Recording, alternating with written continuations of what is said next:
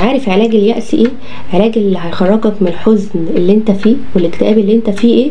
اللي انت تعرف قدرة ربنا، اللي انت تعرف مين ربنا القوي القادر، ربنا الجبار اللي قادر يكبر بخاطرك، ربنا القوي اللي قادر يخرجك من اللي انت فيه، ربنا قادر يعوضك خير، يعوضك عن حزنك وألمك ده. لا يحسبنا لما كتب الله لنا، يعني اللي حصل لك ده، اللي سبب لك اليأس والحزن اللي انت فيه ده حاجة ربنا كاتبها لك، فالحمد لله ارضى بيها، ارضى باللي ربنا كاتبه لك، وخليك عارف مين اللي انت بتعبده. انت بتعبد مين؟ انت بتعبد الله عز وجل اللي قادر على كل شيء. ربنا قادر يقول للشيء كن فيكون.